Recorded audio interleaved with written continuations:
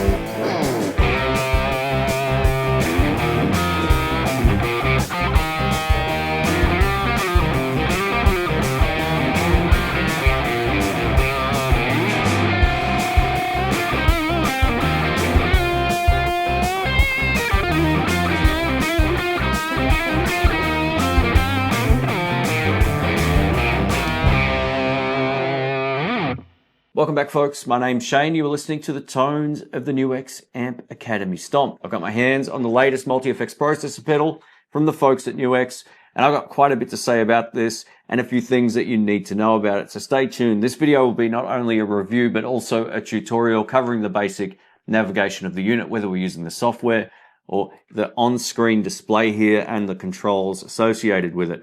Before we get into this video, massive thanks to Michael from NUX for sending this out and sponsoring this video. If you want to take a look at this, I'll link it below. Now, odds are this video is going to be quite long because these have hundreds of things you can do with them. So I'm going to run you through some of the presets, both dirty and clean, and then I'm going to show you how I go about thinking about setting up my own presets, because that's really important. And then I'll show you how to navigate the menu using the unit itself without the software. At the time of producing this video, I was told that there will be a Bluetooth dongle shipping with this, which will allow you to connect it to a mobile phone and navigate the unit that way, which would be easier, at least in my opinion, than navigating it via the hardware itself, which can be done, and I'll show you how to do that. But I've just found the software for my computer infinitely easier to visualize and also just to click things with a mouse. It's very simple. There's so much that this can do. You can save scenes and banks, presets, and all that kind of stuff, or you can use it in stomp mode where you can just turn effects on and off. So if you want to start with like a clean tone, click an overdrive or distortion pedal, a noise gate, and a delay. You can set it up that way and you'll be in business.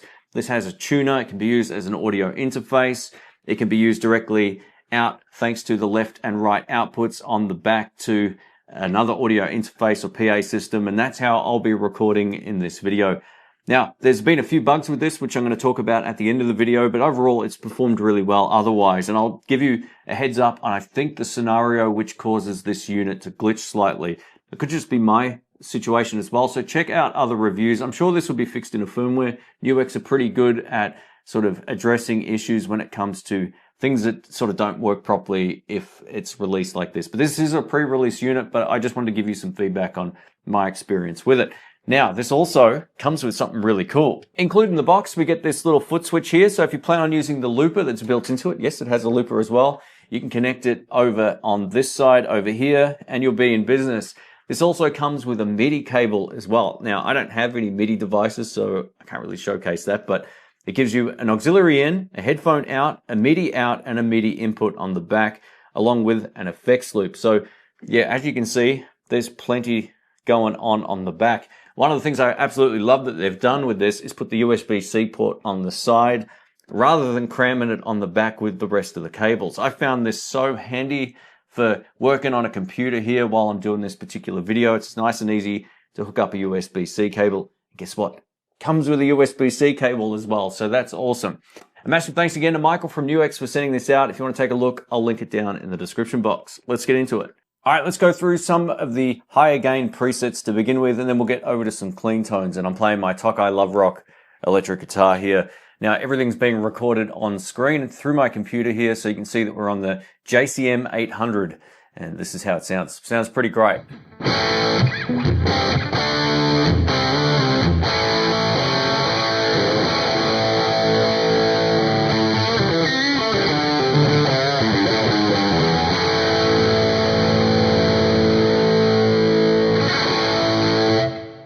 So to my ear, that actually sounds pretty great. Let us know what you think. Now this is patch C, as you can see. I'm going to switch over to B, which is the JTM 45.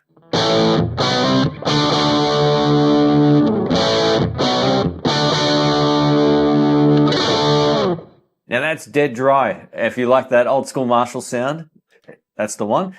And now we're over to the 1959 SLP.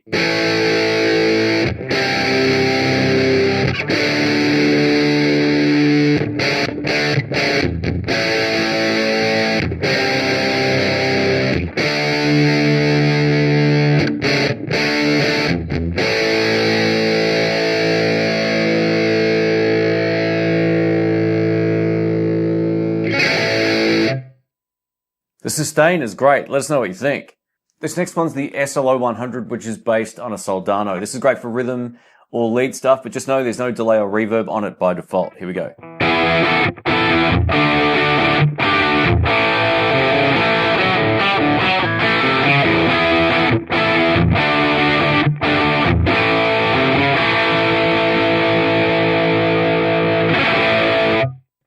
Yeah, it feels great to play. Over to the BE100. What I'm going to do on this one is also show you how it sounds to begin with and just how easy it is to kind of adjust the EQ.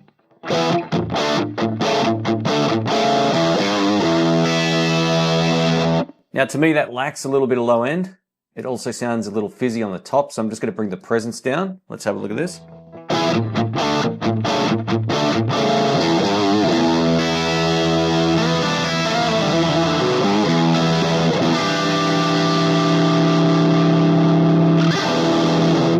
Yeah.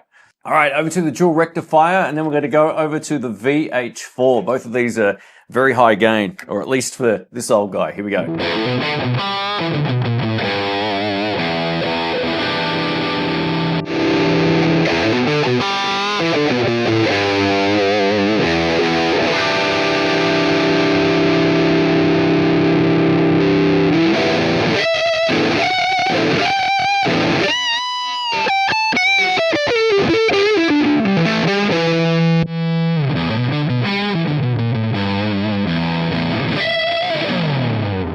I gotta say, I really like this second one here, this VH4, absolutely cooks.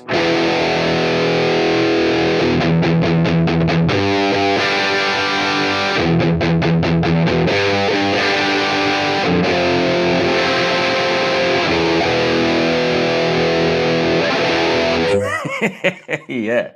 The last one I'm going to show you in the high gain section here is Uber, and this has a really sort of gnarly tone to it.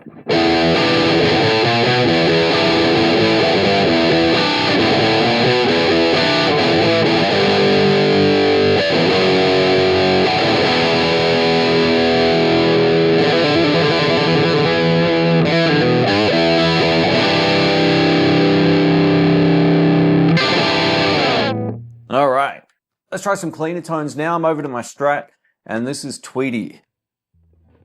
I love the fact they've added some reverb to this because the Tweed amp has none normally.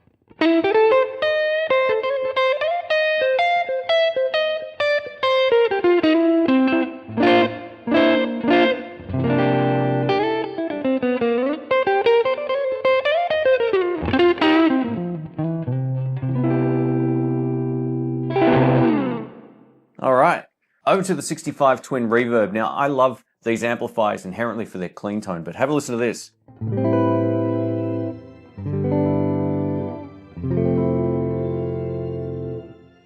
There's so much about this preset I don't like, so I'm going to show you how to get it to sound much better. So we're going to add the bright channel, add a little bit more treble, bring down the mids, bring up the bass, change this reverb to a spring, and now we've got this.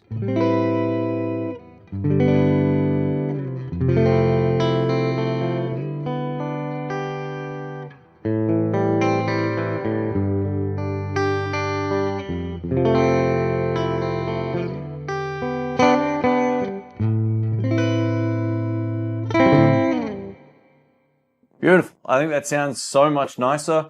Now, if I want to save this, all I have to do is hold this down, and I'm going to hit on the preset one here, and I just call it the same thing.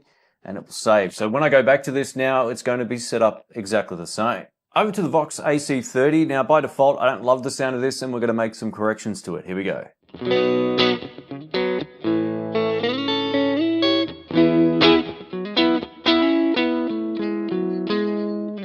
Now it's not terrible, but it just lacks that low end warmth. So let's do that. We'll go over to the reverb, change this from hall to spring, because it's going to sound a lot more like an actual amp now. Bring the treble back a hair. Have a listen.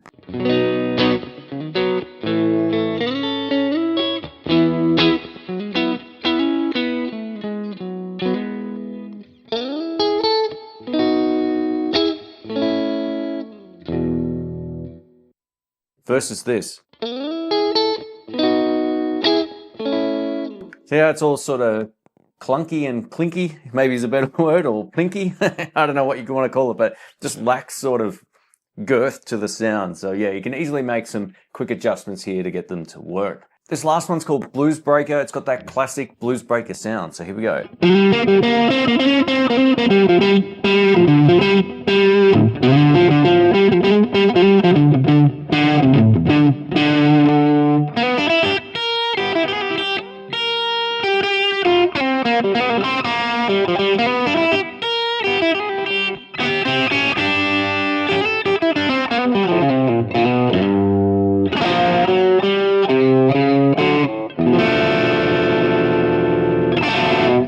I like that tone. Very Eric Clapton.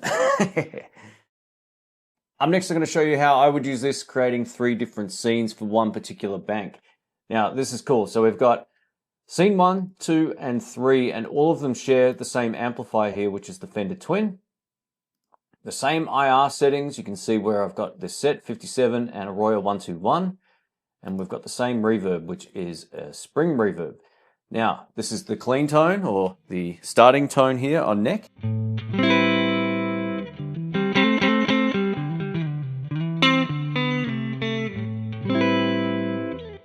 All right, scene 2 now has the noise gate enabled, as you can see. Threshold set to 14. We are running a tube screamer, and everything else is set the same.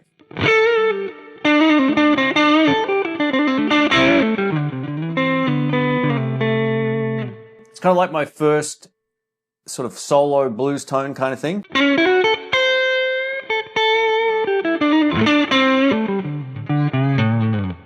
I dig it. Then if we go over to 3 here, this is going to be much louder in terms of the level of volume and also in terms of the drive thanks to this crunch pedal. I'm actually just going to back this off just a hair right now, but everything else is set up the same. Here we go.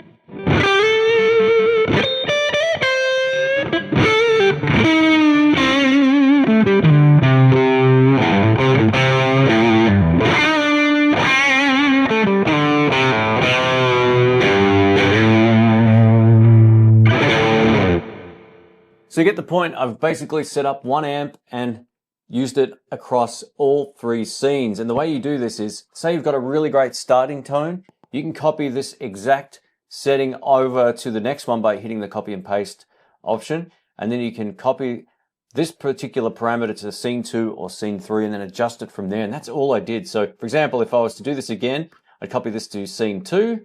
I'd go in here, I'd add the noise gate, I'd choose the tube screamer, I'd set it up in a way that sounds good to my ear. Then I would go over here and click Save Preset. And then I could copy scene 1 over to scene 3 and do the same, but with a higher gain pedal and add some delay and change the reverb if you want to do all that kind of stuff as well. Add some EQ. Now, the cool thing with this is too, you can also change the order of things. So if you want the compressor, say after the distortion pedal or overdrive pedal, you can have it set up that way. It's pretty versatile in terms of the single chain. You can all see where this dotted line is. You can also change the order of the reverb and the delay here as well. But by default, it all sounds pretty good. And that's kind of like my process for, doing things fast when it comes to getting the sound that you actually like. Let me show you how to navigate the unit by using the unit. And I'm also recording the screen as well, because when you adjust something on the unit, it will adjust on the software, or if you're using a phone app with this and the Bluetooth dongle, then it will work with that as well. But I just wanted to start by showing you how to navigate everything here. So we've got this button on this side. If we tap it, it's going to bring up this option. We're currently on the amplifier. Now, all of these controls correspond to everything going left to right. So number one in this case will be the furthest left thing that we can change, which is the input, 1 and 2. This will be our bright control, on and off. This will be our gain control and our bass control. Now to get to the next page, you can use this next arrow. And then if we go back to number 1, this will be our middle control and this will be our treble control. Same for the next page as well. You can change it from solid state here on this one, to 6V6, 6L6 and change all the tube types. And then the next one becomes the bias control and the next one becomes the level control.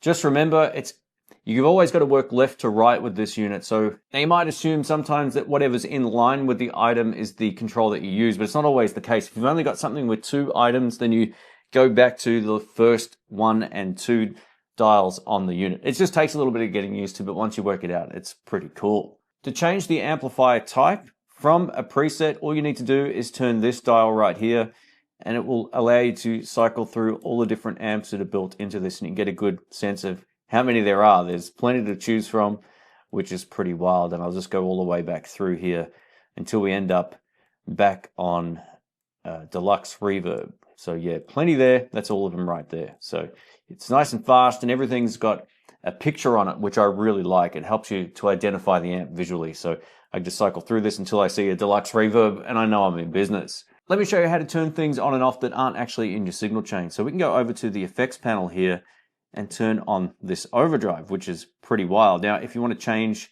the overdrive type, all I need to do here is use this control, and it will cycle through all of the different effects pedals in that particular position. Now, if I want to change the volume, I can use this control, the tone control, and the sustain or gain control on the other effects will be this one. Now, again, some of these effects will have 2 controls, so you'll just be using these 2. Anytime you see 3, you'll be using these 3 and so forth. So yeah, you've just got to, again, get used to the way that this works. Now, if you want to turn on other effects, all you have to do is use this wheel, go over to it, push it down, it will turn them on. And when you get into the IR option over here, you can see just how many options we've got. And this is where number 1 becomes your left impulse response, and you can select whatever you want from this one. And then this one becomes your right channel or right speaker impulse response. You can either have them set up the same or pick whatever you like. And there's also plenty of empty spaces here as well if you want to load your own. So yeah, this gives you a lot of flexibility when it comes to working with a sound directly from the unit without using the computer. And lastly, I want to show you the main menu. And yes, this is day 2. I've shaved my head. I had to reshoot this due to a glitch. So if you're enjoying the video, please leave a thumbs up. Now, the way that you can access the menu on the unit is just by pushing this button in right here, which is cool. And it brings up all of the different options within the setup menu. If you take a look on screen, you can see that each of these 3 foot switches here correspond to what's going on in this FS option or foot switch option here. So by default, it will switch up and down on the preset banks, but I actually really like using it in scene mode. This will access scene 1, 2, and 3. So those ones that I set up, I can now access via the foot switch if it's set to scene mode. Stomp mode allows you to basically configure the unit so you can turn effects on and off. So if I want to turn on and off a compressor, maybe some sort of effects pedal like a tube screamer or whatever, and then I can turn on and off a delay. This is a really quick way of being able to access it like an amp. So you've got your amp tone sorted, then you can turn on and off effects as you click the foot switches. So there's plenty of different ways you can use it. And here's all the options here as well. So you can use this as an EQ, change this one to something else, the noise gate if you want to use that. So it's really handy. Here's our tuner, and by default this works really well. You'll see it on the unit itself. As you can see, tuning mode is now enabled. So this is cool. You can change it from chromatic to any of these options here. Works with bass as well, which is awesome. You can also change the hertz if you're not using 440. Over to the looper settings, and this works in conjunction with this little guy right here, which is cool. Comes in the box, and you can set up how you want the looper to function and its output level. Now, global EQs are a really handy tool, and what this allows you to do, say for example, I've got everything set up and it sounds great on my studio monitors, but then I take this and I plug it into a different speaker or PA system, and it might just be too shrilly, and I don't want to go ahead and adjust all of the EQ on my presets. Then I can go in and turn down the treble, for example, and this won't affect the patches, it's just the global EQ. These are really handy, it's a great thing to have. Level allows you to assign a headphone level output, so if you're using this with headphones, you can adjust it here. And there's also an output level. You can also use the dial on the top of the unit to adjust the output volume. Now, the NUX Amp Academy Stomp will work as an audio interface, and you can set the record level, meaning how loud the recording will be going into the computer, and then the playback volume. So if you're using this with speakers or headphones, you'll have music playing back as you record, usually as you start multi-tracking stuff. And this is where you're allowed to set up how loud you want the playback volume and the recording level. So you can get a good balance between them both, which makes recording easy. From here, we can set our display level brightness, and this is the LCD screen here. So for example, if I hold this up and we go to 100%, that's how bright it will be. If I turn it all the way down, that's how bright it will be. Somewhere around 70% seems to be fine, even under studio lightings here. Our firmware information is over here. As you can see, I'm on version 1.00, which was the most recent firmware as of producing this video. Again, though, this is a pre-release unit. Let's wrap this up. I'm going to give you my final thoughts on the NUX Amp Academy Stomp. Visually, I love the look of this. Again, I think it looks like a mix between a Vox and a Marshall amplifier, just with the color scheme and the aesthetics. So it gets the big thumbs up there. We get a nice metal enclosure here. All the buttons, dials, and everything feels fine. All the inputs are nice and sturdy. I have no problems whatsoever when it comes to its build quality. Now, one thing to take note of is that this shipped with an EU power supply in Australia. So I've just been using my one-spot power supply from my pedal board. Just double check that it's shipping with the proper plug if you're in Australia. But it looks like it comes with lots of different options. It might have just been because of this particular sample. But again, it works on 9-volt DC 600 milliamps. So if you've got one of those lying around, you won't even need to use the provided power supply, but it's great that it actually comes with one, which is cool. Now let's talk about a few of those bugs I mentioned at the start, because this is pre-release and I just want to share some bugs with you for the sake of transparency. So one of the things I noticed here, while it's great being able to use this as an audio interface, there was two kind of problems. One, I noticed that there was a little bit of lag between my actual playing and what I was hearing back, to the point where I found it really distracting. I also noticed that it just didn't sound as full or as fat sounding as using the outputs on the back. So I switched over and the lag disappeared and it just sounded so much better. So at least as of right now, I would recommend recording out of the left and right outputs into another audio interface if you have that luxury. Now, if you don't, if this is your only audio interface, the glitch could be that I'm running two in my Mac and recording on screen and showcasing the software and doing all that kind of stuff. I don't really know. I haven't troubleshooted it a lot, but I want to put that into this video just so you're made aware of it.